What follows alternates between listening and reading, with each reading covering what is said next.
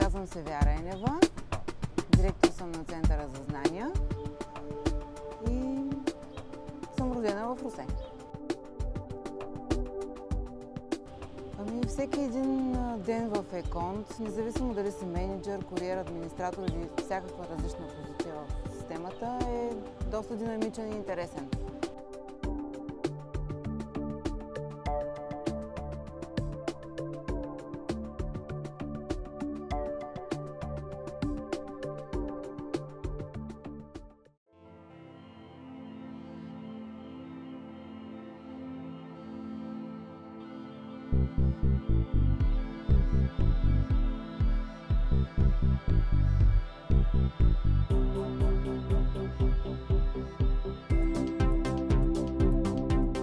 Трудно ми беше да ги намеря, но имаш и помощ от приятел. Звъниш на куриерите от съседните зони и ти помагат.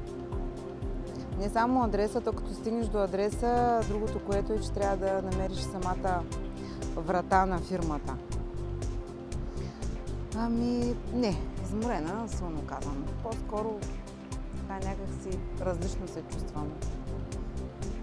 Много по-динамичен е деня и много по-раздвижен се усещаш.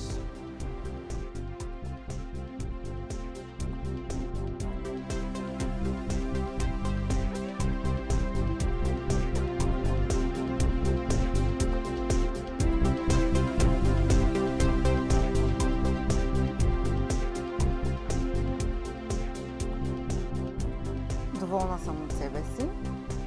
Мисля, че се справих добре и клиентите не усетиха голямата разлика да ги обслужва куриер професионалист и евентуално аз.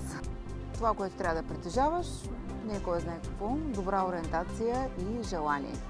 Когато имаш желание, всичко друго се постига.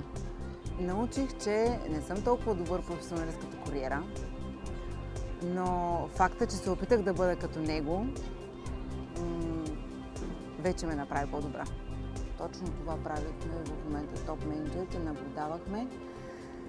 Извеждаме данните, като говорим с повече клиенти, повече хора, получаваме повече информация от тях и съответно това, което проявяваме, разбиране и те решенията си идват след това.